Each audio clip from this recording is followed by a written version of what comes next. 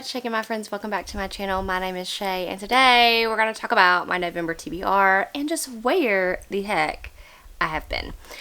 So quickly, if you have followed my channel for any length of time, in the month of October, I thought I had the flu. I had fever for a couple of days, and I lost my voice for like ever, and I had to back off from my channel. Then thought that was the flu. And then November came. Me and my husband went on a little trip, a weekend trip, and we came back, and my husband got ill, and then the next day I got ill. All of my children got ill. We ran fever for 4 or 5 days. I believe the real flu said, hello, no, that wasn't the flu. Here's the flu.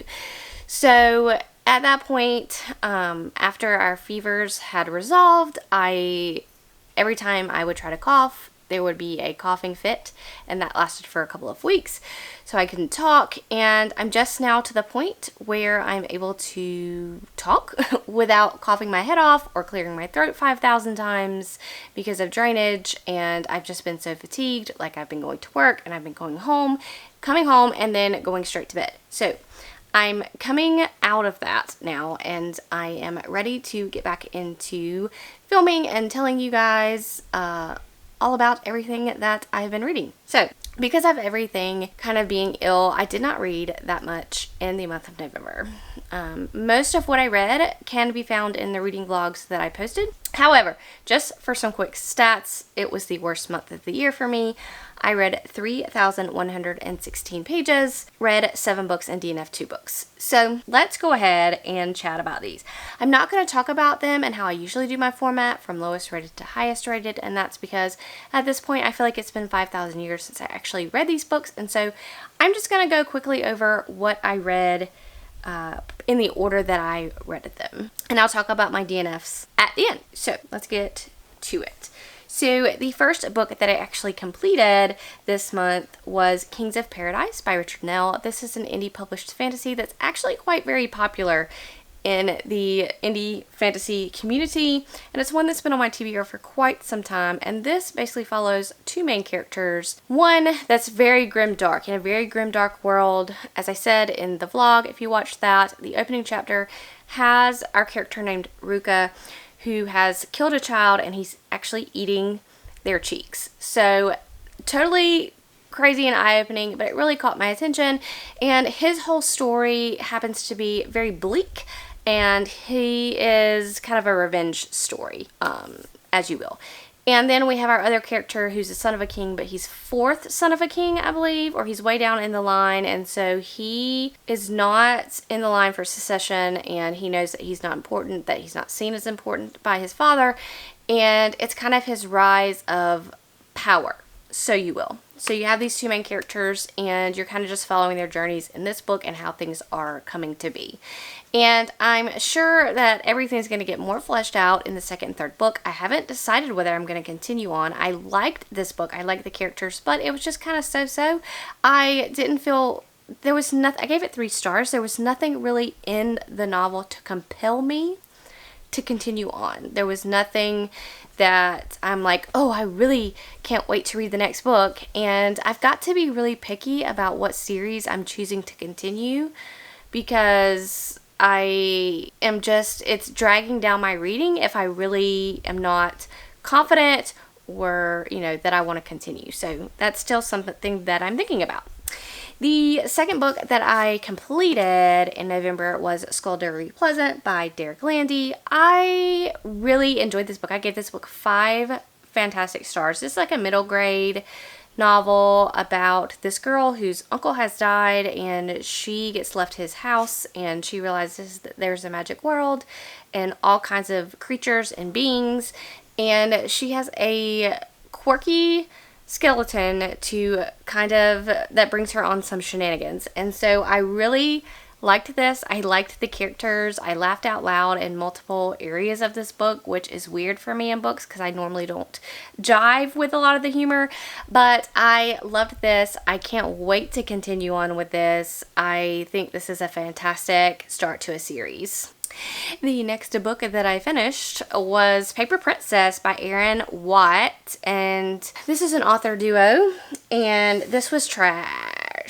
I don't know what to say. I gave this 1 star. I don't normally give books 1 star. I cannot believe I finished this, but it was kind of like one of those things where there's a train wreck and you can't help but continue on, even though you think that what's going on is like in the book is terrible. So this follows our main character, who I believe her mother died and she doesn't want to go in the foster system, so she's kind of running away from place to place. As soon as they figure out she has no parental figure, she goes and runs to the next town, and then come to find out here's this man that's offering her to come live with them, come stay, because her actual biological father, they were friends, and her biological father has now died, and he has promised to take care of her.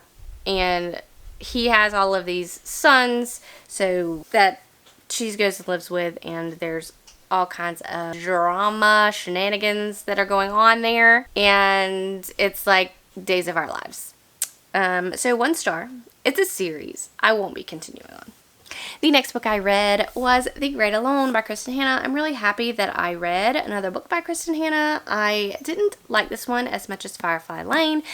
I felt similar about this book as I did to The Nightingale. I really loved the characters. I loved the story. Follows our main character whose father is alcoholic, abusive, and he upends her life and moves the family to Alaska because they have inherited this small, tiny shack is what it is.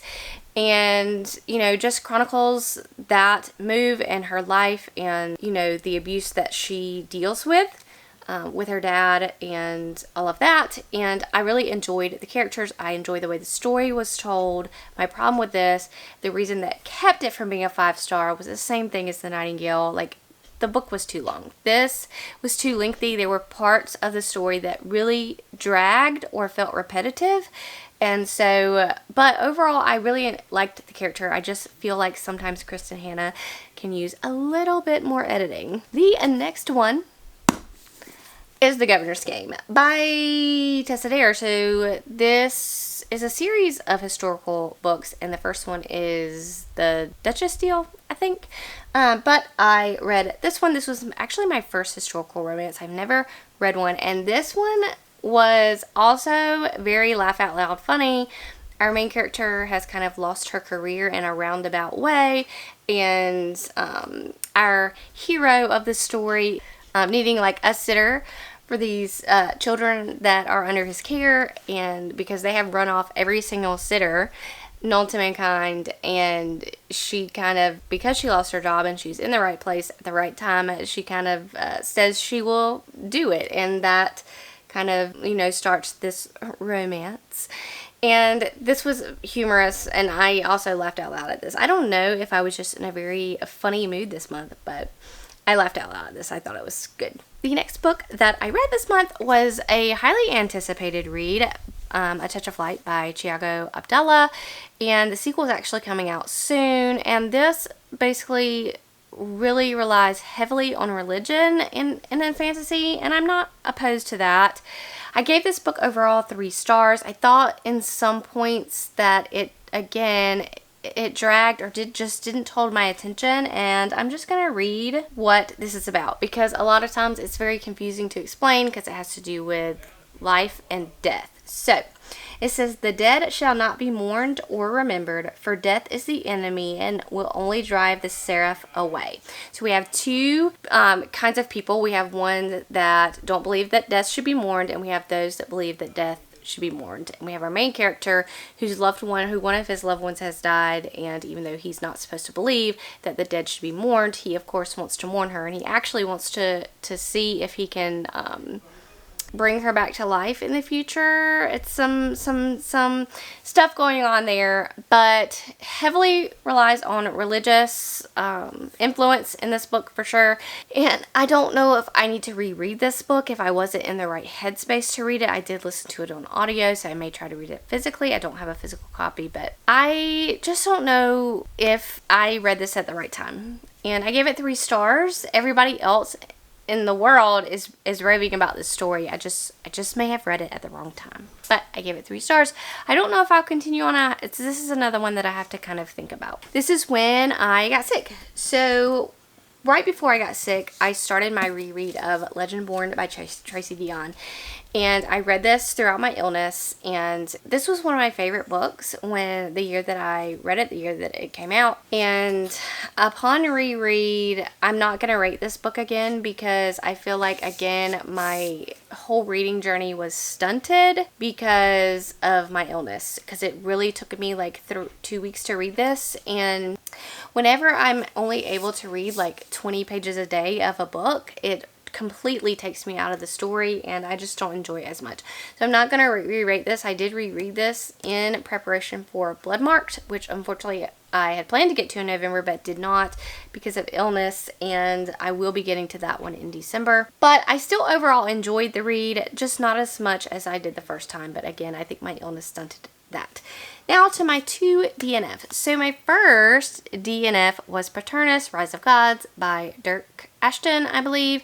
And this is kind of an urban fantasy, and you can hear all about my rants if you go and watch my vlog, my first vlog that I did in the month of November, because I had a lot of them and I tried really hard. And this is another book in the self-published community that's very beloved, I feel. And there was a lot of sexual content that I felt was not needed. There was a lot of male gaze in here that I felt was not needed. And that's all I'm going to say about Paternus, Rise of Gods. The other book that I DNF'd, and a lot of this also may have to do with the fact that I was ill, because it was around the time I was sick. This was before I started Legendborn. And that's when I started the Obsidian Tower by Melissa Caruso, and the premise sounds fantastic. This was published by Orbit. The actual last book in the series is coming out soon, shortly. And this basically follows our main character, and all of her family has the ability to kind of bring things to life, and she has been cursed.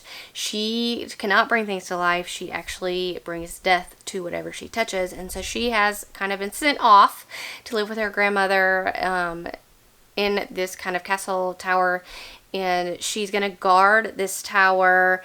That there's the legend that says that this tower of obsidian should never be opened under any circumstances, and nobody knows what's in the tower, but her job is just to guard the tower to make sure that nothing happens. And of course there's going to be people trying to break into the tower and all of that in the story. It sounds like a really great premise. Things were not happening quick enough, and I was not getting attached to any of the characters. So if I didn't care about the characters and things weren't moving along like I thought they should, my enjoyment kind of dissipated, and I ultimately decided to DNF that. But again, me being ill probably had something to do with me DNFing it. I may have enjoyed it at another point in my life. So that's all that I read in the month of November. Again, worst month of the year, but understandable considering that I was ill for a lot of the time. And I will tell you that December is semi-going better, but I kind of got into a slump after I was sick. So we're going to continue on reading, and I have content coming for you soon, and I'm just happy that I'm feeling it better, and I have the energy to film, and the energy to read, and the energy to do something other than sleep. With that being said, I'm going to catch you guys next time. Leave down below what you read in the month of November. What were your favorite reads? What were your worst reads of November? And I will catch y'all guys later.